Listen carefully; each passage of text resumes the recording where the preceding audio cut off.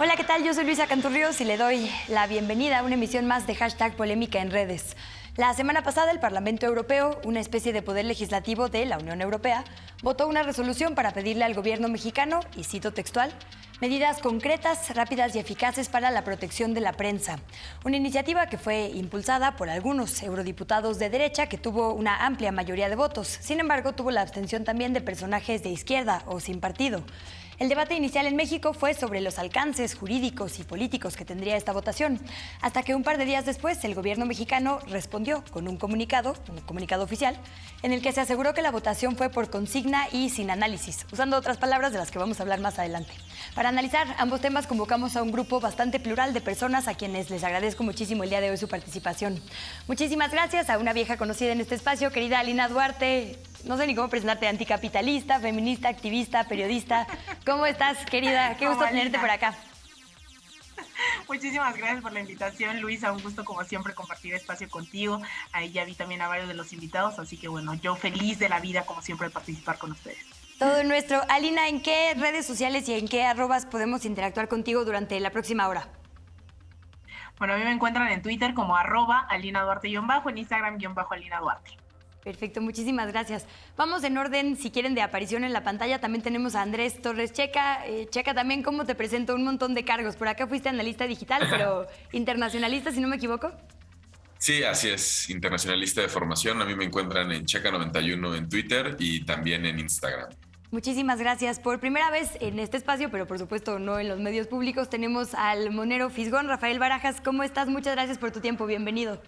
Pues muchas gracias por invitarme, Luisa. Es un gusto estar aquí con ustedes. ¿En qué arrobas podemos interactuar contigo, monero? En Twitter estoy básicamente en fisgonmonero @yahoo.com.mx. Muchas gracias. Y por último, el diputado Jorge Álvarez Maínez también nos acompaña en esta emisión. Creo que tampoco nos había tocado en Polémica en Redes, diputado, pero sí en algunos otros espacios de medios públicos.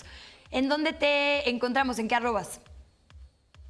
Sí, Luisa, un gusto saludarte a ti, a todas las personas que participan aquí. @Álvarez Maínez, prácticamente en todas las plataformas así. Muchas gracias. Pues si están familiarizadas y familiarizados con nuestro formato, siempre empezamos con la encuesta que abrimos a nuestra audiencia en Twitter antes, ahora ya estamos más modernos en YouTube y en Instagram también, y es la siguiente. ¿Cómo calificas la respuesta del Gobierno de México al Parlamento Europeo? La A es acertada, la B desafortunada, la C no lo sé y la D otra para comentar. Checa, si quieres empezamos contigo, puesto que es tu área de expertise. ¿Cómo calificas la respuesta del Gobierno de México? Yo creo que desafortunada y creo que ya estaremos discutiendo el por qué. No porque el gobierno mexicano, o en este caso, mejor dicho, el Estado mexicano no pueda contestar ese tipo de comunicados. Creo que más bien el tono estaba fuera de tono. Alina, vamos contigo. ¿Cómo calificas la respuesta del Gobierno de México? Me pide producción que, como ya las conoce, ya los conoce, por favor, tengamos respuestas breves para poder dar, digamos, más espacio al debate. Bueno, con esas opciones, y ya pondremos los matices seguramente sobre la mesa, bueno, yo la considero sumamente afortunada. Ok.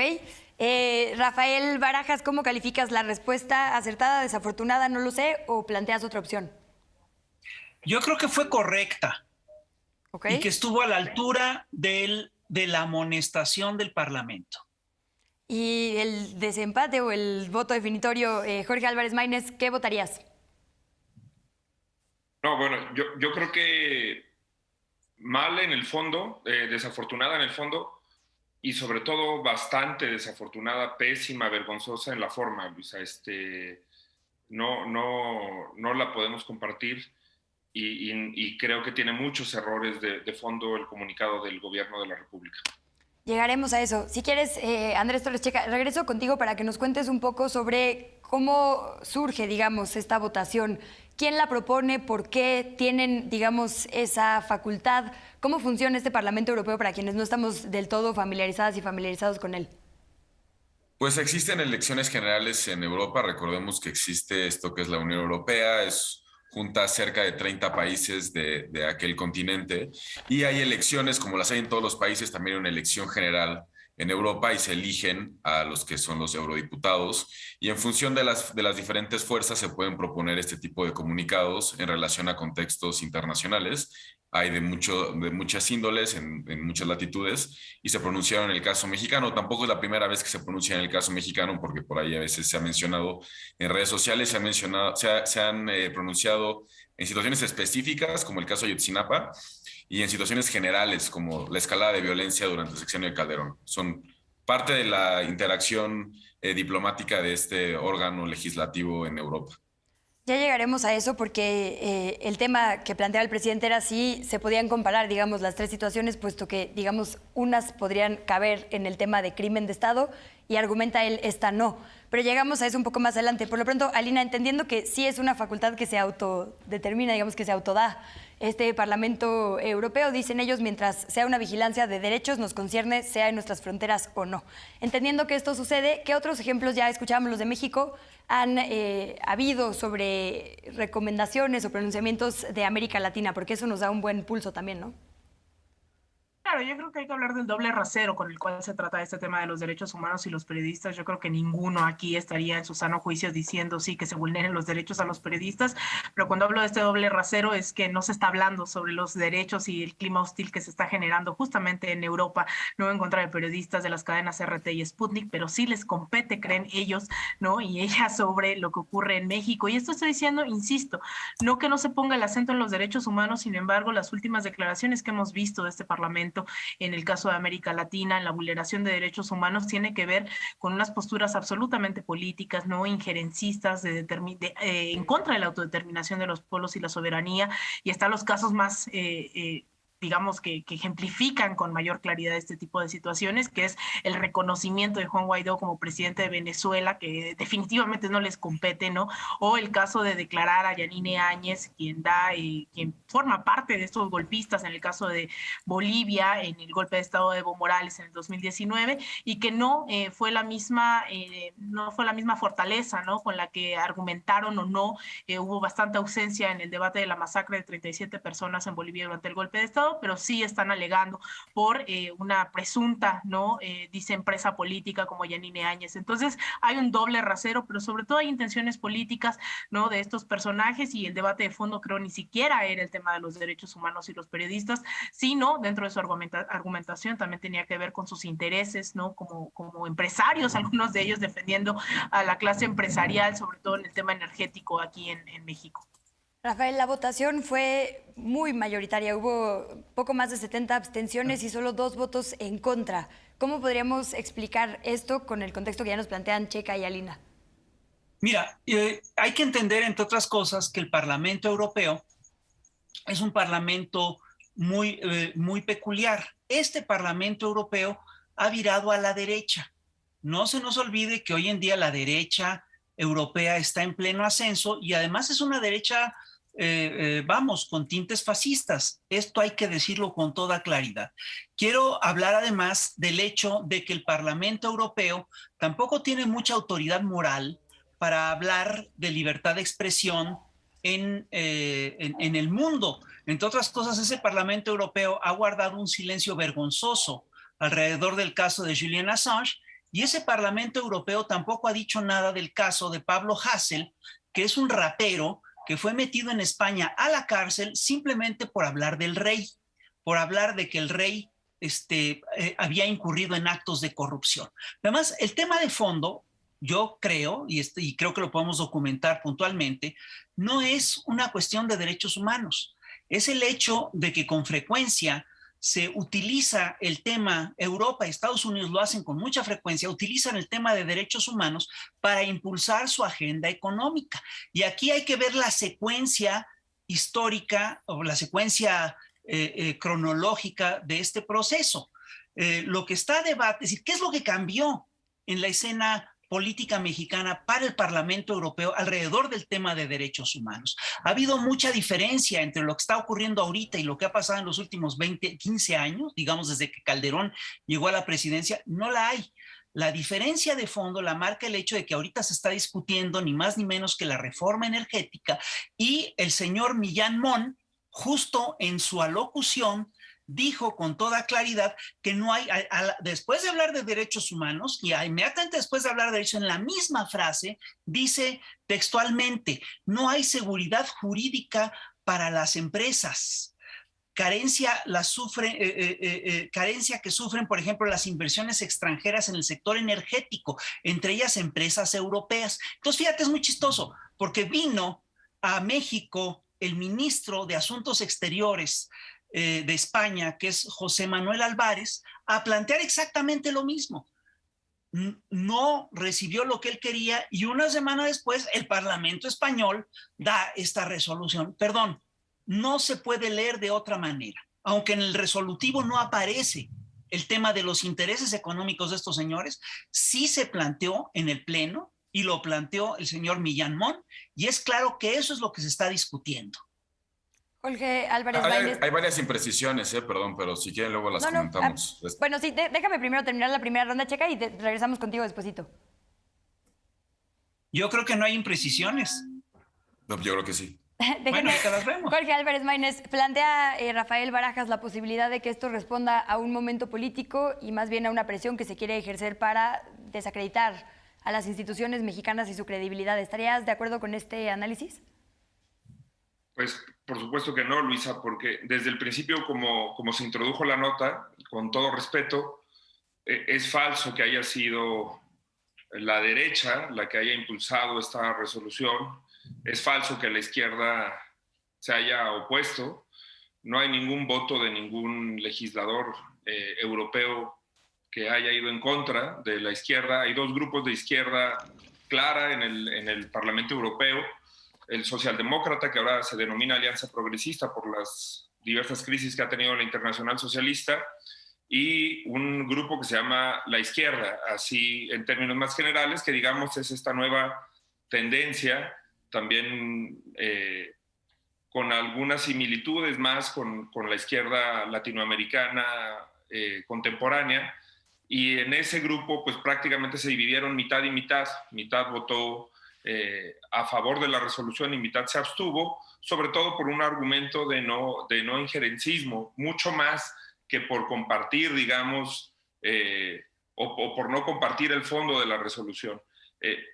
También es falso que la derecha haya impulsado este tema, porque el grupo más peligroso, digamos, de fascismo en el Parlamento Europeo, que es Identidad y Democracia, los únicos dos eurodiputados que votaron en contra pertenecen a ese grupo. Ese grupo precisamente es de una derecha, sí fascista, que se opone a la Unión Europea. La Unión Europea es todo lo contrario, digamos, como proyecto político internacional al imperialismo que tanto se ha querido condenar acá en México. Y también creo que una parte muy equivocada del comunicado tiene que ver con hacer alusión de manera muy superficial y grotesca a la invasión militar de Rusia a Ucrania. Ese es un tema que me parece que no se puede dejar de señalar del comunicado, y lo digo porque si hay una amenaza fascista en el mundo hoy, de muchas que puede haber en ciernes o no, pero la más consolidada de todas creo que es la de Vladimir Putin. Y creo que la única que está actuando de manera bélica, abiertamente intervencionista, es esa. Y el comunicado lanza un coqueteo con la posición de la Federación Rusa, y de hecho condena la actuación de Europa, de la Unión Europea, en relación al conflicto, y lo ratifica al día siguiente. Creo que eso Aguántame tampoco vamos a llegar a esa parte, a la respuesta. Ahorita queríamos ver cómo, digamos, primero la parte de la votación del Parlamento Europeo. Vamos a llegar a la respuesta. Y correcto, perdón, no sé si no fue claro, no, los dos votos en contra efectivamente fueron de estos partidos. Yo hablaba de las abstenciones y un poco me ponía estos calificativos de izquierda y derecha, porque, por ejemplo, uno de los impulsores y oradores fue Leopoldo López Gil de España. El PP creo que es abiertamente centro-derecha, ¿no? Por ejemplo, ahí pues es claro que son derechos y cristianos. Y uno de los discursos, creo yo, que también tuvo mucha repercusión o mucha discusión posterior fue el del izquierdista también español Miguel Urbán Crespo, que justo dijo que se estaba utilizando esto como un arma contra el gobierno López Obradorista, ¿no? Digo, esto en la propia discusión ahí, por ponerle, digamos, no mi opinión, sino los hechos, Jorge. Vamos a ir ahorita a la respuesta, pero quería ver, Checa, decías las imprecisiones del comentario de Rafael Barajas. ¿A qué te refieres? Algunas ya las mencionaba Jorge respecto a cómo fue la votación. Son los partidos, de hecho, los más derechosos, fascistas, los que votan en contra de este comunicado. Sí. También es falso que la composición del Parlamento Europeo ahorita esté tirado a la derecha. También podemos tener una discusión sobre qué significa ser derecha e izquierda en Europa, con grupos demócratas cristianos que podrían ahí estar como en el coqueteo, pero en realidad la composición está en términos como del entendimiento europeo, más hacia el centro izquierda que hacia la derecha, el Parlamento Europeo actualmente. Y también es falso que el Parlamento Europeo no se haya manifestado en el caso de Julian Assange. De hecho, sí lo han hecho y se manifestaron, si mal no recuerdo, la última ocasión en 2016. Y también recordar que, pues bueno, desde 2019 me parece, ya no hay eurodiputados y eurodiputadas británicas porque desde ese momento se concreta la salida del Reino Unido de este órgano legislativo, ¿no? Entonces, como que creo que ahí hay ciertas cosas que no están tan claras y que, bueno, sí es cierto que se han manifestado en casos muy controversiales como los que menciona Lina, el caso de Guaidó en Venezuela, pero también el caso de Julian Assange, que pues es cierto que sí se ha manifestado este instituto, ¿no? O esta institución. Alina, hicieron una referencia específica al presidente López Obrador. Digamos, se habló de la comunicación gubernamental respecto a la prensa. ¿Qué lectura te merece este discurso que se dio para argumentar el proyecto que se estaba votando y en general lo que se dijo ahí? Estás silenciada, me parece. El audio. Sí. En realidad yo creo que habría que interpretar como estos... o sea, creo que esa es un poco la argumentación que he estado tratando, ¿no? De poner no solamente en este espacio, sino en varios, los momentos políticos en los cuales se efectúan este tipo de debates, ¿no? Pues el personaje, ¿no? Del cual hablabas, que es uno de los que pues presenta esta iniciativa, no es nada más y nada menos que el padre de Leopoldo López, ¿no? Leopoldo López Gil no solamente es uno de los redactores, es padre de Leopoldo López, que ha sido uno de los principales, no solo opositores, sino que ha sido uno de los principales orquestadores de estas relaciones entre la ultraderecha española y también en América Latina, quien ha intentado dar varios golpes de Estado en Venezuela, ¿no? Estos comunicados vienen a mitad también de un debate de la reforma eléctrica. Tampoco es casualidad que se trate de abordar desde el tema de los periodistas, ¿no? Y me parece de alguna manera también una bajeza, porque además no es nuevo, ¿no? El utilizar el tema de los derechos humanos como un método también de injerencia, y lo hemos visto en el caso de Estados Unidos en múltiples ocasiones durante toda la región, legitimando golpes de Estado, lo mismo en Honduras que en Bolivia, que incluso también decir que es a mitad de una reforma eléctrica, ¿no? De una iniciativa de reforma eléctrica no es menor, cuando hemos visto todo este tema de los derechos humanos derrocando, ¿no? Y tratando de legitimar el golpe de Estado en contra de Allende en 1973, o también el tema de los derechos humanos en contra de Evo Morales, ¿no? Tratando también nuevamente de legitimar el golpe de Estado en el 2019. El Parlamento Europeo, ¿no? Si bien creo que podemos hablar o no de eso, bueno, podemos hablar, no diría o no, podemos hablar de esos matices dentro de lo que significa ser de izquierda en Europa. También tiene que ver con el avance de la ultraderecha, no solamente en Europa, sino también en Estados Unidos, que hace que la izquierda parezca muy de izquierda, ¿no? Y lo mismo tenemos el caso en Estados Unidos de Bernie Sanders, que lo hacían parecer comunista cuando en realidad no era el caso. En el caso de Europa es lo mismo, ¿no? Y cuando dicen esto de es que las dictaduras, ¿no? De Vladimir Putin, pero no estamos hablando del avance del neofascismo en Ucrania, ¿no? Y tenemos a militares abiertamente con suásticas ahí en la zona de Donetsk y de Lugansk, que pues creo que también estamos cerrando en esta lectura de los intereses, ¿no? De este Parlamento Europeo, que insisto, son estrategias que no hay que verlas aisladas, que no es un momento cualquiera el que se está viviendo en México, como no era cualquier momento de avance, ¿no? En las garantías democráticas en procesos en América Latina. Y yo considero que es una bajeza, ¿no? Que nuevamente, insisto, no es nuevo este discurso en estas estrategias, el usar el tema de los periodistas, el tema de los derechos humanos, cuando claramente es algo que tendríamos que estar también presionando, ¿no? Eso no evita el tener que avanzar en esas discusiones en México, pero me parece, pues decirlo nuevamente, ¿no? Una bajeza por parte del Parlamento disfrazar los intereses económicos en materia energética de las empresas españoles, disfrazadas de derechos humanos y de garantías de libertad de expresión y derechos de las y los periodistas. Rafael, ¿cómo podemos vincular, digamos, ahora que hablabas y hablaba también Alina, de este momento político exacto que coincide con pues en este momento la creación de lo que será una iniciativa de reforma eléctrica y después la discusión. ¿Cómo funciona, digamos, esta presión, si es que efectivamente responde a esto, al no ser, digamos, una resolución vinculante, sino un exhorto? ¿Cómo es la conexión entre este pronunciamiento sobre violencia y poca estabilidad jurídica en México y la posibilidad o el intento de injerencia en estas reformas? Bueno, antes una aclaración. Cuando yo me refiero a lo de Assange, efectivamente no precisé que me parece que el Parlamento se debió haber pronunciado acerca de lo que le acaban de decretar a Assange, que le niegan la posibilidad de apelar ante el tema del asilo. Perdón, eso es muy grave. Y eso me parece mucho más grave, me parece gravísimo en relación a lo que está ocurriendo en el mundo. Por el otro lado, yo creo que estamos acostumbrados a ver, hemos visto cómo operan los parlamentos y hemos visto cómo los parlamentos, en los parlamentos lo que ocurre es que hay sectores que cabildean y que llegan a acuerdos y que es muy fácil, ha sido muy común que en la ONU y en el Parlamento Europeo utilicen los intereses de México, los intereses de América Latina, de los países del tercer mundo, como moneda de cambio y que muy fácilmente desechen estas cosas. Y es un hecho que han utilizado a estos países como cosa de intercambio, pues, y ceden muy fácilmente ante los intereses específicos de grupos parlamentarios, grupos políticos de izquierda, de derecha, etcétera, para simplemente lograr acuerdos en otros temas. Esto es muy común.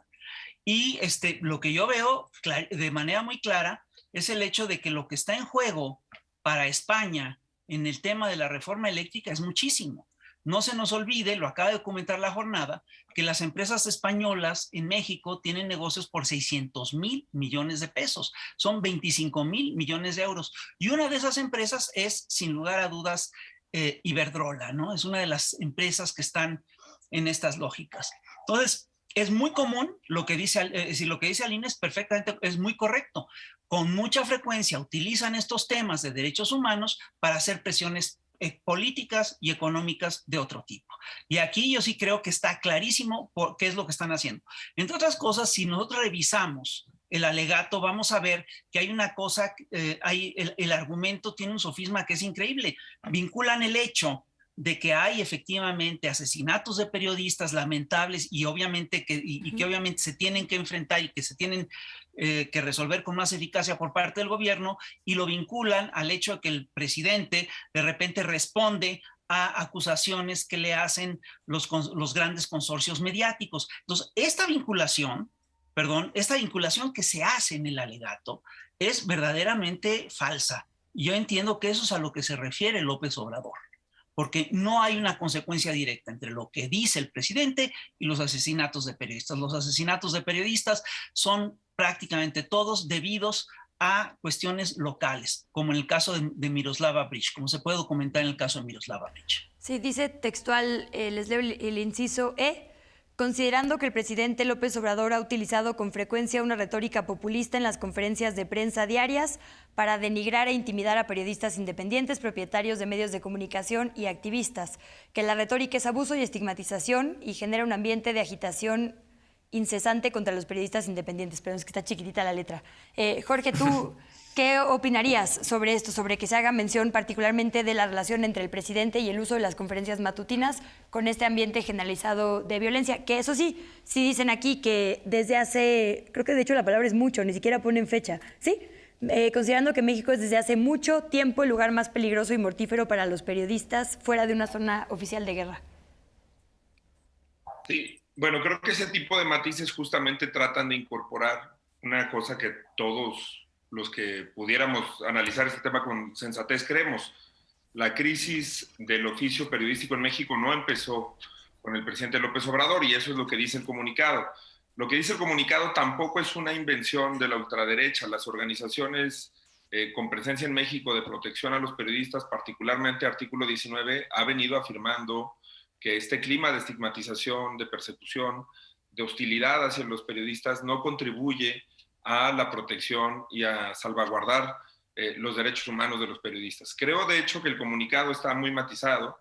no encuentro, la verdad, ningún pretexto o argumentación para decir que en el comunicado tiene que ver con la reforma eléctrica, para atribuirle esos poderes. Yo creo que el canciller de España se sentiría sumamente valorado, congratulado de saber que se le atribuye la posibilidad de por sí mismo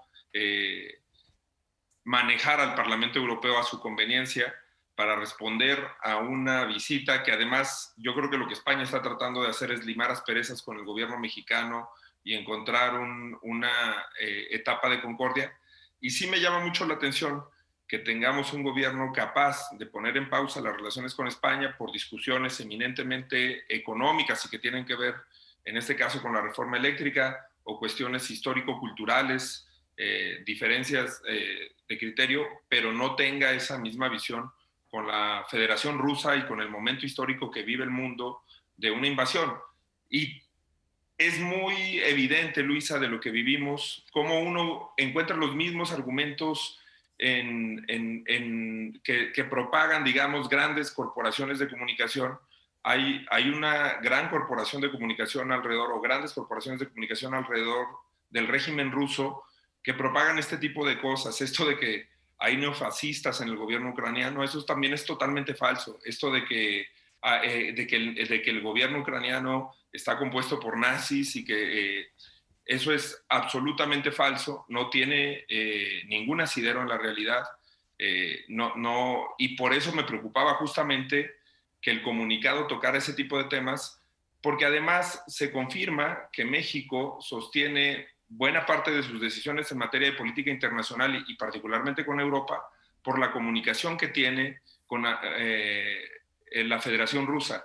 Por eso el gobierno mexicano, de hecho, se tardó 2 días más que el gobierno de Estados Unidos en alertar a los ciudadanos mexicanos en Ucrania de que evacuaran dicho territorio. Por eso ahora se está haciendo una gran operación de desalojo y de repatriación, porque se tardó 2 días más de lo que gobiernos como el estadounidense precisaron, y buena parte de eso tiene que ver con nuestra íntima relación con el gobierno ruso, con la proliferación de sus agencias de comunicación política, de sus agencias de propaganda en nuestro país, y que causan mucha desinformación. El comunicado exclusivamente se refiere a temas de derechos humanos, de protección de periodistas, y no tiene ninguna intencionalidad económica. De hecho, no hay cabildeo económico prácticamente en el Parlamento Europeo, porque no esa es la naturaleza del Parlamento Europeo. Hay mucho más cabildeo con los congresos mexicanos, en el Congreso mexicano. Simple y sencillamente el jueves vamos a recibir a los directivos del fútbol mexicano, a los oligarcas mexicanos que participan ahí, y el grupo mayoritario, el régimen, está impulsando que sea una reunión a puerta cerrada.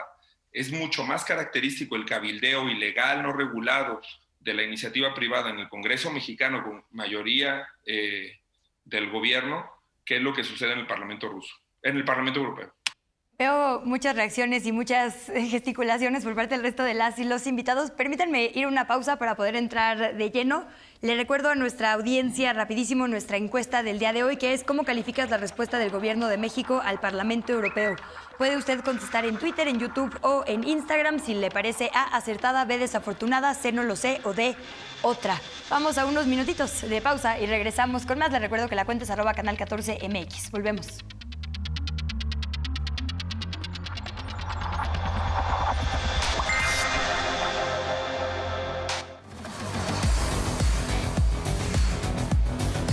De 2018 a mayo 2021, el hombre más rico del mundo ha sido Jeff Bezos, el dueño de Amazon. Debido a la pandemia de COVID-19, en menos de un año, las ventas de su compañía convirtieron su fortuna de 135 a 187 mil millones de dólares. Creció casi un 50%. Amazon nos devuelve objetos por nuestro dinero.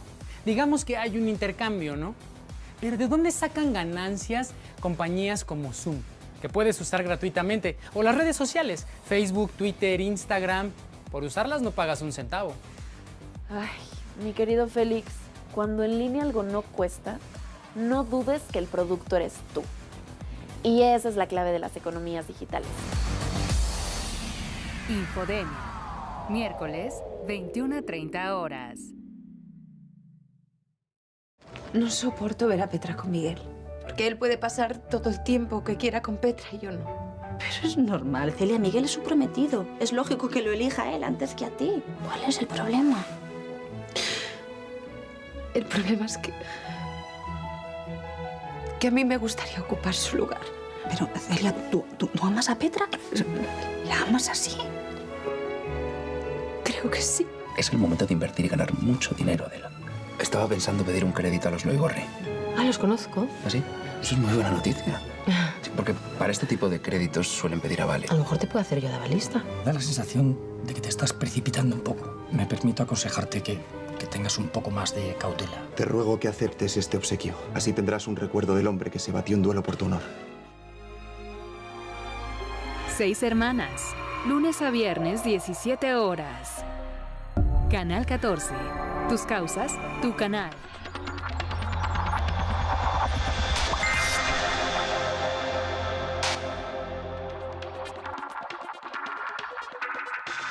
Muchísimas gracias nuevamente por sus opiniones y comentarios a través de nuestras redes sociales y por supuesto por continuar en sintonía con hashtag Polémica en redes, con el hashtag de hoy que es Parlamento Europeo. Como bien saben, si nos acompañan regularmente y si no, pues les cuento, tratamos de retomar mucha de la conversación en redes y presentársela a nuestra audiencia para ver sus opiniones. Quisiera presentar dos memes, porque es lo que vimos muchísimo después de la reacción que tuvo el gobierno de México. Uno es de una cuenta que se llama Llanto del Burgués, @Llanto del Burgués, y dice: ay, AMLO, qué feo me les hablaste a los güeros de España, pelado majadero. Ahora sí me sacaste de onda. Esas no son formas, esas son modales de Barbaján. Ay, qué pena con mi primo de origen francés, como riéndose un poco de que se había exagerado la respuesta. Y muchísimos memes también, como por ejemplo este del secretario de Relaciones Exteriores viendo el comunicado que hizo AMLO con Jesús Ramírez. Digo, también asumiendo que había salido de ahí, no lo sabemos, pero bueno, hubo también un montón de memes de Marcelo Ebrard en diferentes escenarios, así como diciendo, híjole, ¿en qué me metieron? La verdad es que hubo un montón de respuestas, quisiera ir con ustedes. Checa, primero te vi reaccionando bastante a lo que decía Jorge Álvarez Maínez sobre la relación que dice él tiene nuestro país con el gobierno ruso, incluyendo agencias de propaganda. Yo no sé si haya como evidencia sobre esto o algo que tú puedas argumentar también en este sentido. Y bueno, ya ahora sí entrando en materia, la reacción. La reacción vino un par de días después y vino a través de un comunicado que principalmente se discutió en redes sociales, puesto que se colgó ahí por la noche. ¿Cuáles son tus lecturas sobre ambos temas? Pues el primero es que las agencias de comunicación de los países también son completamente normales, existen en todos lados. En México está Notimex, en Estados Unidos tiene más un consorcios privados, pero Europa tiene los suyos, Francia tiene los suyos, América Latina tiene los suyos. Tendrán las agencias que tienen los gobiernos en turno y así es como funcionan. Eso no necesariamente deslegitima su trabajo y tampoco hace que eso sea como una injerencia mediática. Y que sí hay grupos neonazis dentro de las facciones que están ahorita armadas en Ucrania, como el batallón Azarov, y pues, está documentado, pues más allá de lo que pueda o no decir Russia Today u otros medios, incluso medios occidentales lo tienen documentado. France 24, CNN, etcétera, lo tienen documentado. Pero bueno, yo creo que eso nos saca un poco de la conversación particular del comunicado europeo y la respuesta en México. También me cuesta trabajo, ya era otra de mis gesticulaciones, creer que los 700 y cacho diputados, eurodiputados que vienen de más o menos 30 países, están todos cabildeando los intereses de algunos grupos de interés oligárquicos en España. Como que no creo que transite así hacia el resto de los países. Los eurodiputados de los partidos verdes, que son muy distintos al partido verde que tenemos en México, no los veo a ellos cabildeando los intereses de las grandes empresas extractivistas que han denunciado en otras situaciones y en otros contextos. Regresando al tema, también me gustaría poner sobre la mesa que México también hace comunicados como estos todo el tiempo sobre las situaciones que ocurren en otros países. Se pronunció sobre la violencia en Nicaragua, se pronunció a través del Consejo de Seguridad sobre la violencia en Afganistán, y tampoco es como que eso nos hace injerencistas, coloniales, borregos, que son adjetivos de los cuales nosotros acusamos a los europeos en su propio comunicado.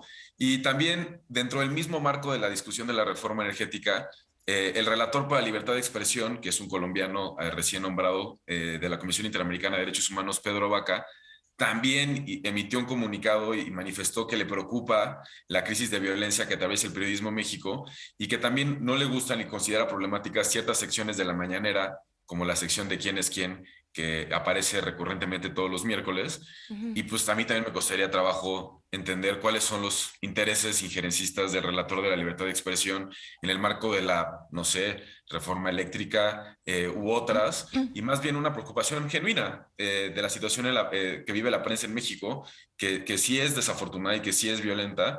No creo que la mañanera sea directamente la razón que explique el asesinato de periodistas en Tijuana, pero creo que sí abona un contexto de hostilidad, porque no siempre son mencionados solamente a los periodistas de los grandes consorcios oligopólicos, los que son mencionados en este espacio u otros dentro de la mañanera.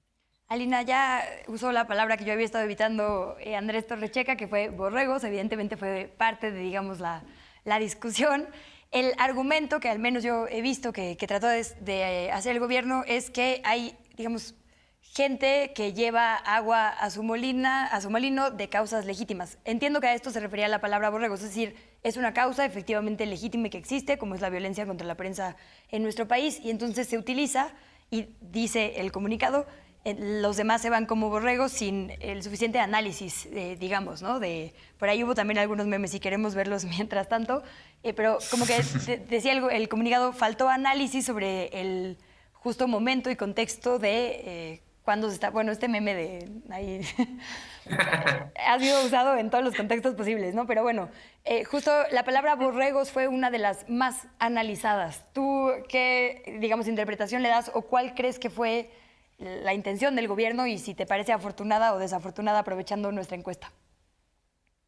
Yo creo que tendríamos que poner incluso, Luisa, justamente el comunicado, ¿no?, que presenta el Parlamento Europeo para entender mejor la respuesta del gobierno mexicano. No solamente es la discusión sobre el tema de los derechos humanos, sino el tono también en el cual se hace y lo que se rescata es esta parte de los borregos, ¿no?, lo cual nos dio horas de risas y memes, y honestamente, ¿no? O sea, yo creo que esta reacción tiene que ver con un comunicado definitivamente que no es el tono que lo pueden llegar a hacer organizaciones de derechos humanos, de periodistas con las cuales no solamente he coincidido, sino también me he encontrado con ellas, con ellos en las calles, hemos coincidido en mítines, hemos construido también, ¿no?, esta idea de que tenemos que avanzar en la lucha de la defensa de los derechos humanos, pero también responsabilizando lo que le toca a gobiernos locales, lo que le toca a las fiscalías, lo que le toca a los gobiernos estatales, tratar de entender no todo como esta frase, ¿no?, con la cual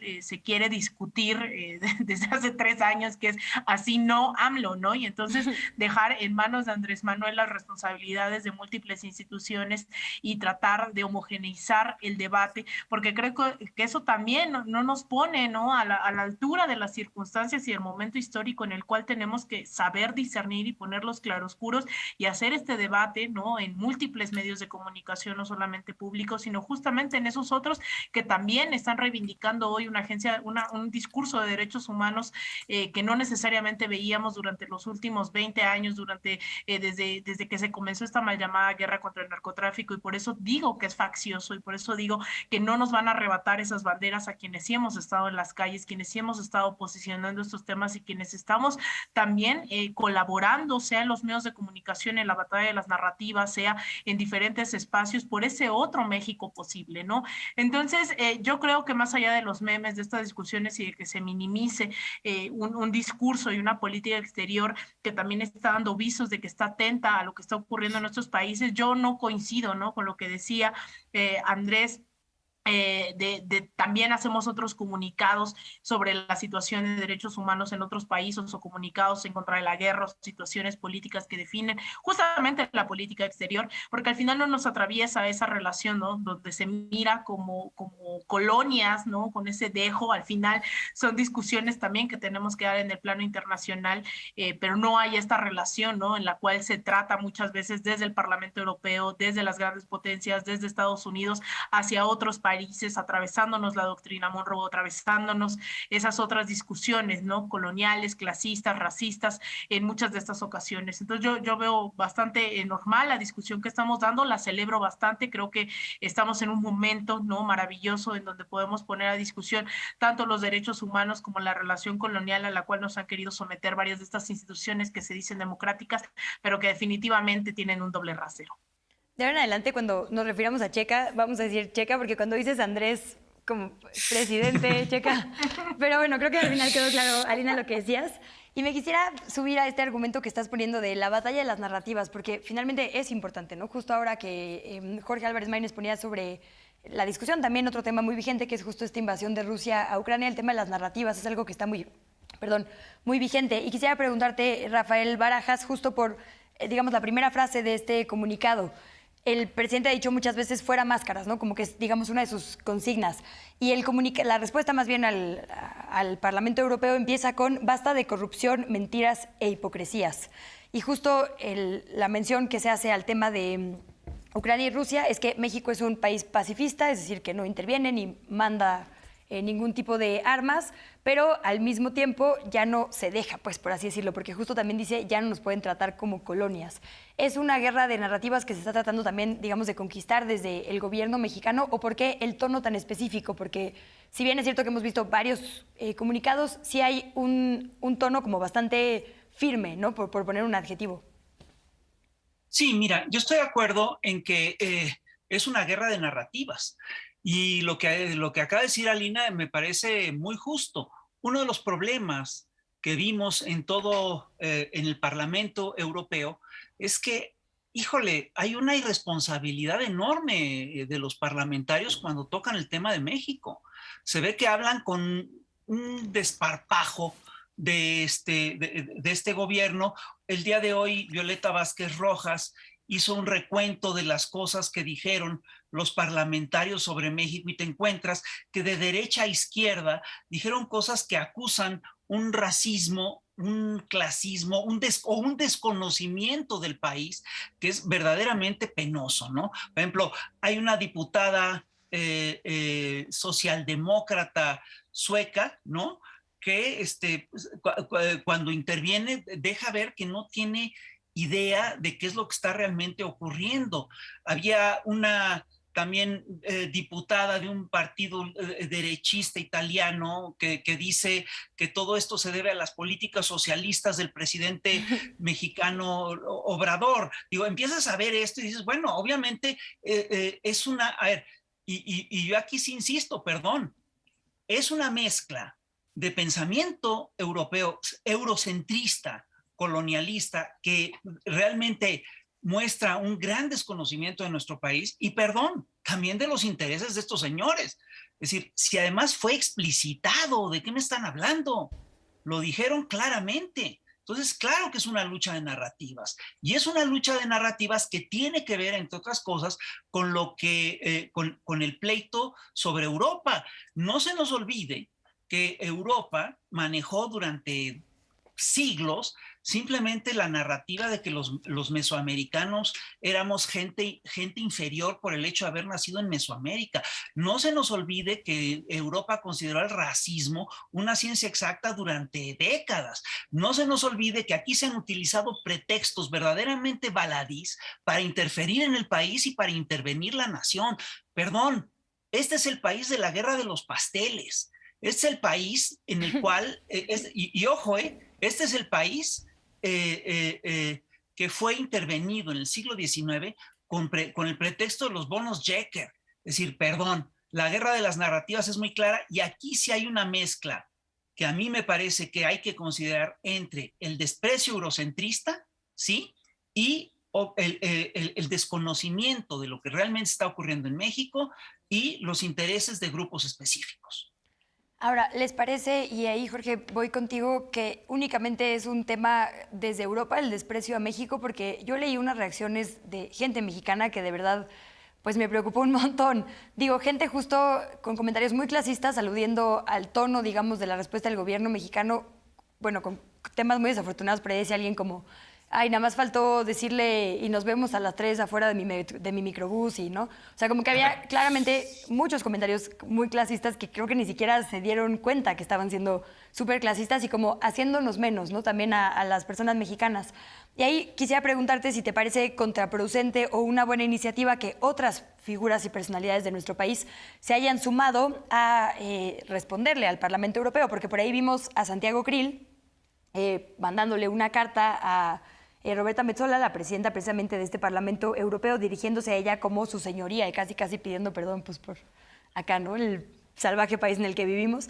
Lo mismo esta cuenta de Sociedad Civil México, que fue la que salió a defender a Loret con este hashtag Todos somos Loret. Entonces de repente pienso, bueno, el Parlamento Europeo recibió, ¿no?, un montón de respuestas de diferentes actores de la sociedad mexicana. ¿Eso nos conviene, no nos conviene? ¿Qué dice de nosotras y de nosotros como país? Pues yo creo que es un grave error de la oposición tradicional en México, Luisa, no es un caso aislado. Tenemos que se invitó aquí a Santiago Abascal y a Vox. Claro. Tenemos todo el tiempo, pues ahora que se veían algunas visitas al aeropuerto de Santa Lucía, tiene siempre este enfoque clasista, racista de una parte de la oposición en México que yo creo que pues es absolutamente burdo, muy funcional. No me parece tampoco extraño que siempre se replique por parte del régimen, porque valida un relato y porque digamos que en esta guerra de narrativas que dice Rafael Barajas, pues es el tipo de narrativa con el que le gustaría discutir al régimen y particularmente pues al creador de la comunicación política del régimen o uno de los principales asesores en la materia, que es Jesús Ramírez, que tiene muy claro, pues digamos, esta idea de estar permanentemente antagonizando con una oposición funcional, y pues yo creo que una buena parte del PRI y del PAN lo son. A mí me gustaría decir que en esta guerra de narrativas las generalizaciones son siempre muy injustas con personas. Cuando se dice que el presidente solamente ha tenido declaraciones contra los grandes consorcios, bueno, por una parte yo lo veo muy cómodo con Salinas Pliego, lo veo muy cómodo con Televisa incluso, y lo he visto desacreditar, por ejemplo, la palabra de Lourdes Maldonado, que es una de estas periodistas fallecidas. Ella hizo en una mañanera responsable al exgobernador Bonilla de su integridad, de si algo le pasaba a su vida. No es una periodista de ningún consorcio, de ningún interés oligárquico, y ni siquiera tuvo el derecho a investigarse. La línea de investigación que ella propuso en vida todavía, simplemente fue descalificada y su crimen pues ha permanecido impune.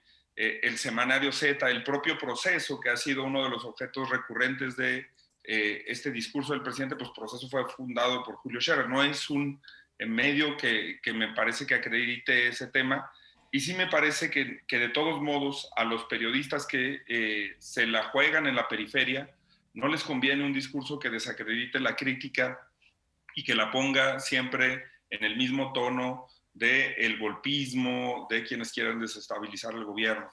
Y ahí me parece muy peligrosa otra narrativa, hablando de eso, Luisa. Esta idea de que, ¿y por qué no dice nada de este caso los parlamentarios europeos, que se usa mucho en México?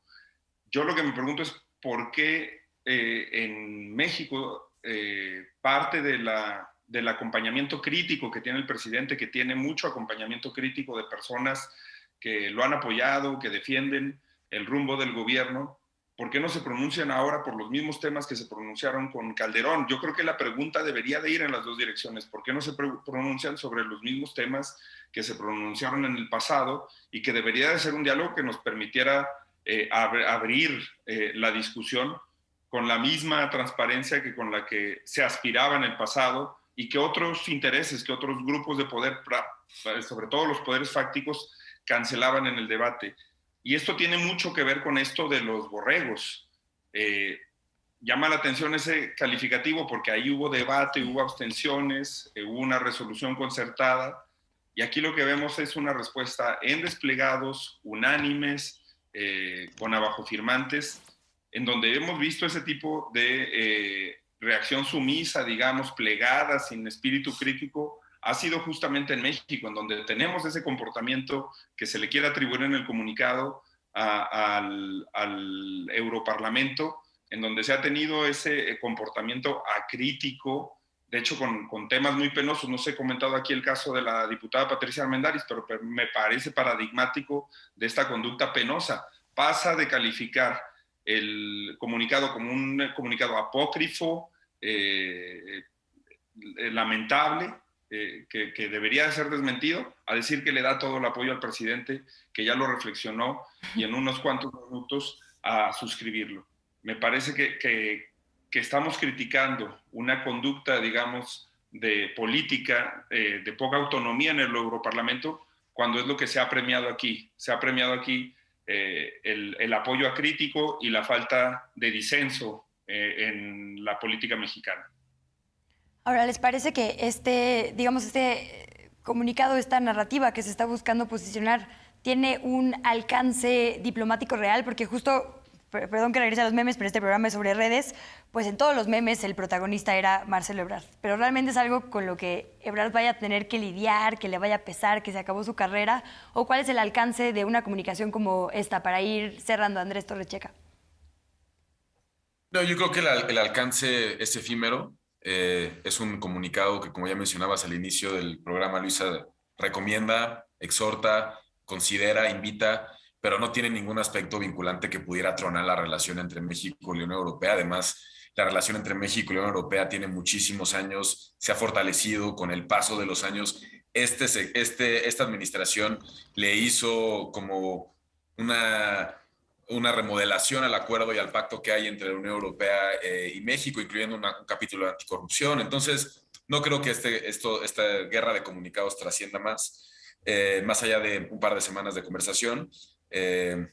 A mí lo que realmente, escuchando a Rafael, a Lina, me hubiera encantado ver este México que encara el colonialismo, que encara estas posturas que nos hacen sentir menos y menospreciados, con otros episodios que hemos vivido con Estados Unidos, por ejemplo. O sea, yo me acuerdo, este gobierno tenía todo un plan de migración, otorgando visas humanitarias a aquella primera caravana migrante en 2019, y en un tronar de dedos nos impusieron el tercer país seguro y ni volteamos a ver. ¿Y qué pusimos sobre la mesa? Nuestra propia reforma energética, para que pudiera avanzar nuestros intereses antes de la protección de nuestros compañeros y compañeras migrantes, que además comparten un montón de circunstancias con los mismos migrantes mexicanos que han ido a Estados Unidos durante décadas. Y ahí no denunciamos el ligerecismo de Estados Unidos y apostamos por una postura muy colonial hacia Centroamérica, en particular hacia el Triángulo Norte, Honduras, El Salvador y Guatemala.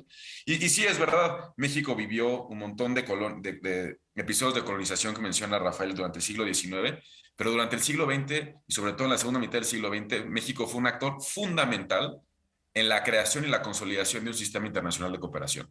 Desde la fundación de la ONU, el sistema interamericano, la OEA y la misma Unión Europea, México ha estado ahí. Entonces, a mí no me gusta ver a México como este país sumiso en el tercer mundo, en este tipo de interacciones, porque hemos tenido un rol fundamental como muy pocos otros países en el mundo, la verdad. Y me gustaría que retomáramos eso también, como vernos como cabezas de series en esas interacciones y tomárnoslos con esa seriedad. Bueno, estamos llegando al MBA, ¿no? Al México, Brasil, Argentina también como un eje que justo podría ser un símil a la Unión Europea, pero bueno, ya será otro hashtag. Tenemos 5 minutitos, les pido a Lina, Rafael, Jorge, también un último pensamiento, un último análisis para concluir. Si quieres, Alina, vamos contigo. Sí, bueno, yo cerraría, ¿no? Suscribiendo la parte de la migración. Yo creo que hay un trabajo que tenemos que quitarnos esas estructuras colonialistas y racistas, ¿no? Ancladas dentro de instituciones como el Instituto Nacional de Migración. Yo coincido plenamente. Yo cerraría con un tuit, ¿no? Que debí pasar más tempranamente a la producción y les pido una disculpa. Justamente de Leopoldo López Gil, que es uno de los autores de esta iniciativa en el Parlamento Europeo, quien insiste, ¿no? En el tema de los derechos humanos, la violación de derechos humanos y las críticas, ¿no? En contra del asesinato de periodistas. Y bueno, no lo tenemos ahí en pantallas, pero bueno, es una foto, ¿no? de este mismo autor de este eurodiputado, ¿no? Les voy a leer un poco lo que dice este tuit, ¿no? Ahí está, abrazando nada más y nada menos que a Iván Duque, presidente de Colombia, y el mensaje es: el presidente Iván Duque ha intervenido hoy en el Pleno del Parlamento Europeo. En su discurso destacó la defensa de la democracia en Latinoamérica, así como los lazos entre la Unión Europea y región. Colombia ha acogido a 1.8 millones de venezolanos huidos de la dictadura de Maduro. Gracias. Me parece que si esto no es un símbolo del doble discurso moral que tienen estos eurodiputados hablando de derechos humanos en México y no del asesinato sistemático en contra de periodistas, defensores humanos y la masacre que hay en contra de cientos de colombianos y sobre todo de un presidente que masacró a los manifestantes que protestaron el año pasado, entonces no sé cómo podemos llegar a una discusión de la doble moral que tienen estas personas. Eso creo que es una prueba tajante, este abrazo a un asesino que también tiene muchísimas investigaciones de sus nexos contra el narcotráfico. Discúlpenme, a estos europarlamentarios no les importan los derechos humanos en México, les importa su agenda injerencista en un país como el nuestro. Rafael, por favor, un minutito de cierre. Creo que está... Rápidamente, yo estoy convencido de que efectivamente el documento del Parlamento Europeo está marcado por dos ejes. Uno, el eurocentrismo, que es profundamente colonialista, y dos, los intereses de estos actores económicos. Y hay otro tema que me importa señalar, que es el hecho de que el discurso de que hay una relación entre las críticas que le hace el presidente a la derecha mediática, a los grandes consorcios derechistas mediáticos, y están vinculados al asesinato de periodistas, es una barbaridad y es parte del eje de ese documento que sacaron los europarlamentarios. Y otro tema que está aquí a discusión es el hecho de que los grandes medios tienen que ejercer finalmente el derecho de réplica, cosa que no aplican. No se lo quieren conceder ni siquiera al presidente de la República. Muchísimas gracias. Y Jorge, un minutito de cierre, por favor. Sí, bueno, no me convencen los argumentos ad hominem. Evidentemente, Leopoldo López Gil pues no es representante, digamos, del comunicado en su conjunto, como no lo sería Marcel de Graaf, que es un diputado que votó en contra de la resolución y que es holandés, abiertamente racista, abiertamente islamofóbico.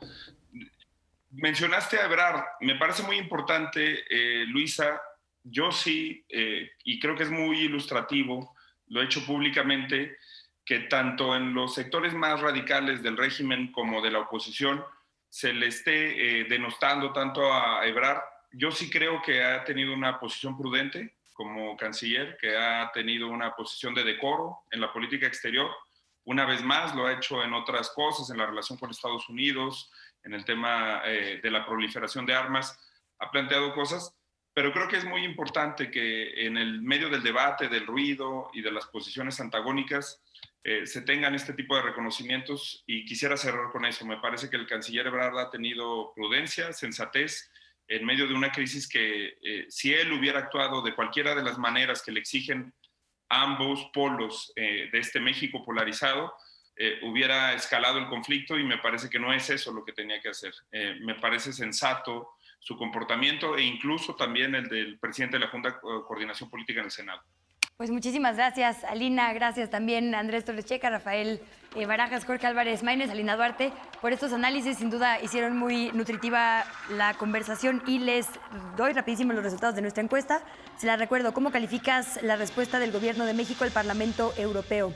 A, acertada tuvo el 91% de los votos de nuestra audiencia, desafortunada 6%, no lo sé 2%, y otra 1%. Muchísimas gracias sobre todo a nuestra audiencia, y nos vemos en la siguiente #polémica en redes.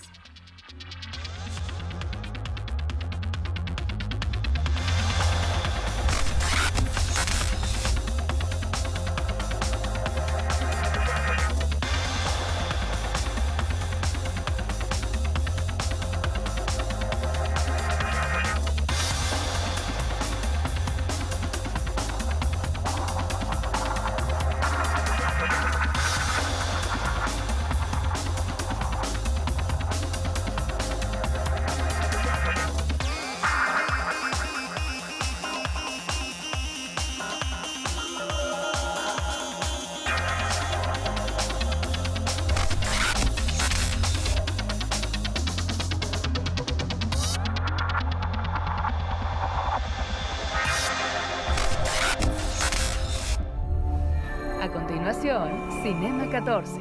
Despertar el polvo.